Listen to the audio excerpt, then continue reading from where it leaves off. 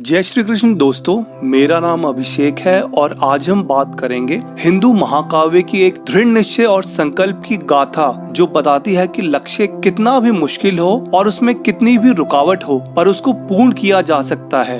ये कथा है विश्वामित्र की, जिन्होंने अपने तपोबल से तीनों लोकों में हलचल मचा दी थी। ये कहानी शुरू होती है वाल्मीकि रामायण के बालकांड के 51वें सारंग से। प्राचीन समय में राजा कौशिक ने कई वर्षों तक समस्त पृथ्वी पर राज किया और वो अपनी सेना बल को लेकर भ्रमण पे निकले हुए थे और उनकी नजर पड़ी महर्षि वशिष्ठ के आश्रम पे, जहाँ बहुत स्थिरता और समृद्धि उनको दिखी। महर्षि वशिष्ठ ने उनका जोरदार सत्कार किया और धर्म से लेकर अपने प्रजाजनों का ध्यान रखना, राजकोष का सही उपयोग, ऐसे अधिकतर विषयों पे दोनों की गहन चर्चा हुई। राजा पहले ही फल और जल ग्रहण कर चुके थे पर वशिष्ठ के आग्रह पे वो और भोजन और सत्कार के लिए भी तैयार हो गए। वशिष्ठ ने अपनी दिव्य गाय कामधेनु से अनुरोध किया कि अतिथियों के लिए नाना प्रकार के स्वादिष्ट पकवान का प्रबंध करे। कामधेनु गाय, जिनका नाम शबाला था, उसने नाना प्रकार के व्यंजन और पेयजल से राजा एवं उनकी समस्त सेना का मन मोह लिया। राजा कौशिक ने वशिष्ठ को कहा कि शबाला एक जवाहरात की तरह है और किसी भी राजा का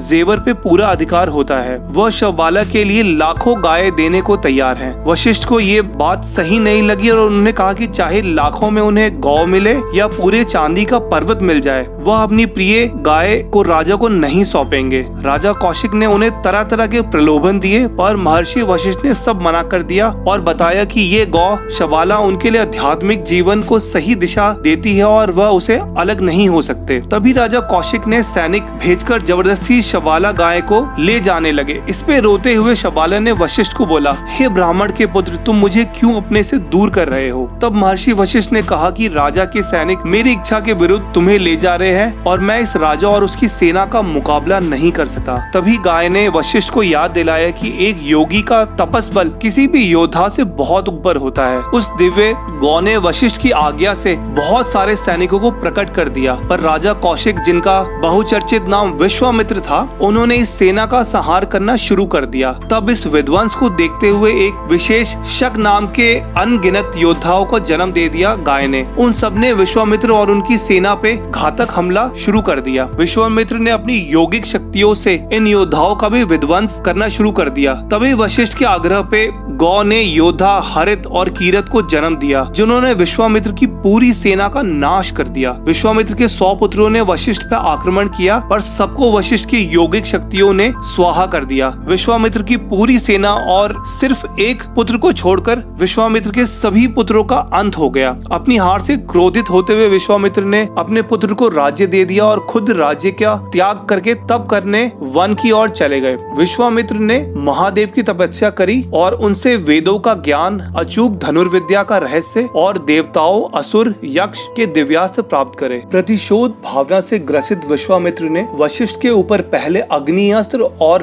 फिर असंख्य दिव्यास्त्र, जिसमें प्रमुख पशुपतास्त्र, इंद्र के अस्त्र, रुद्रास्त्र, वरुणास्त्र, मानव मोहन, गंधर्व, विष्णु जी के अलग अलग चक्र, कई तरह के त्रिशूल, वरुण पाश और आखिर में ब्रह्मास्त्र, सभी का वशिष्ठ के ऊपर प्रयोग करा। वशिष्ठ के ब्रह्म दंड के आगे सारे दिव्यास्त्र विफल हो गए। दोस्तों, इसमें बताने वाली बात यह है कि सभी दिव्यास्त्र वशिष्ठ की आध्यात्मिक और यौगिक बल, जो ब्रह्म दंड के रूप में विश्वामित्र के सभी दिव्यास्त्रों को निगल गया था, उसमें उसका मेन योगदान है। तभी विश्वामित्र ने कहा कि आध्यात्मिक तपोबल के आगे योद्धा की ताकत कुछ भी नहीं है। अब मैं युद्ध नीति को छोड़कर एक महान योगी अपने तपोबल से बनूंगा। विश्वामित्र अपनी पत्नी के साथ दक्षिण दिशा में आ गए। तब अन्न को त्याग कर सिर्फ फल फूल पे ब्रह्मा की तपस्या करी और ब्रह्मा जी ने उनको राज ऋषि से संबोधित करा, जिससे विश्वामित्र काफी निराश हो गए। तभी राजा त्रिशंकु, जो एक महान राजा माने जाते थे, उन्होंने शरीर सहित स्वर्ग जाने की जिद करी। महर्षि वशिष्ठ को उन्होंने ऐसा बताया जिसको महर्षि वशिष्ठ ने मना कर दिया। साथ में उनके पुत्रों के श्राप के कारण त्रिशंकु एक राजा से एक बदसूरत मनुष्य में बदल गए। तभी त्रिशंकु विश्वामित्र की शरण में आ गए गए विश्वामित्र ने त्रिशंकु के कल्याण और उनको शरीर सहित स्वर्ग पहुंचाने के लिए एक यज्ञ रखा और उसमें सभी ब्राह्मणों एवं वशिष्ठ के पुत्रों को निमंत्रण दिया, जिसको वशिष्ठ के पुत्रों ने अस्वीकार कर दिया और सभी ब्राह्मणों को रोक दिया, ये कह के कि एक चंडाल का यज्ञ में एक शामिल हुआ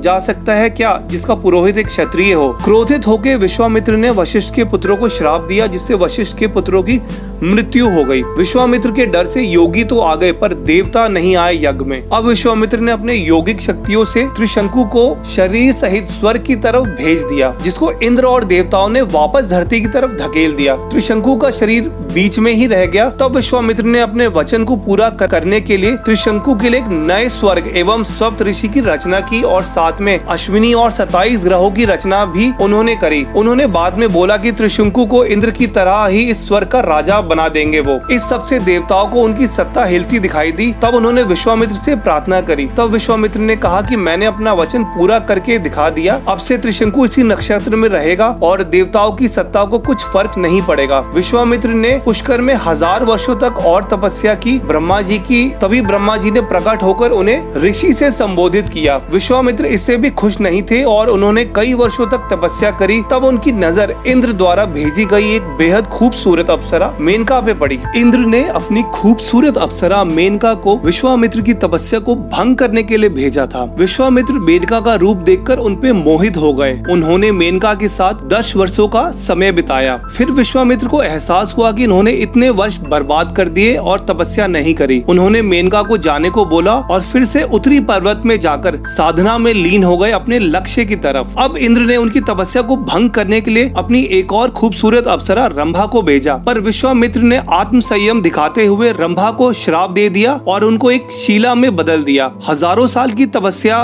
बढ़ती जा रही थी और विश्वामित्र भीषण तपस्या करते जा रहे थे। फिर विश्वामित्र ने अपने क्रोध पे संयम भी पा लिया। वो हजारों साल के बाद भोजन खाने गए तो इंद्र ने एक ब्राह्मण के वेश में आके उनसे उनका भोजन रूपी तपस्या फल मांग लिया, जो विश्वामित्र ने इंद्र को जानने के बावजूद भी दे दिया। अपनी तपस्या भंग होने से विश्वामित्र निराश नहीं हुए और अब की बार उन्होंने अपनी यौगिक क्रियाओं से अपनी सांसों को रोककर एक और कठिन तपस्या शुरू कर दी। कई वर्ष बीत गए और उनकी ऊर्जा से सृष्टि का संतुलन बिगड़ने लग गया। तब ब्रह्मा जी ने विश्वामित्र को आखिर में ब्रह्म ऋषि का दर्जा दे दिया। महर्षि वशिष्ठ ने भी उनको ब्रह्म ऋषि मान लिया जैसा विश्वामित्र चाहते थे। विश्वामित्र ने अपनी बदले की भावना जो वशिष्ठ के प्रति थी उसको खत्म किया। विश्वामित्र और मेनका की पुत्री शकुंतला का विवाह दुष्यंत से हुआ, जिनके पुत्र भरत के नाम से हमारे देश भारत का नाम पड़ा। विश्वामित्र का हमारे वैदिक इतिहास में अतुलनीय योगदान है। विश्वामित्र ने प्रभु श्री राम को बहुत तरह के दिव्यास्त्र दिए। विश्वामित्र ने ही गायत्री मंत्र की रचना की। अगर आपको ये वीडियो पसंद आया हो तो लाइक करें, कमेंट करें, शेयर करें और मेरे चैनल को जरूर सब्सक्राइब करें। जय हिंद।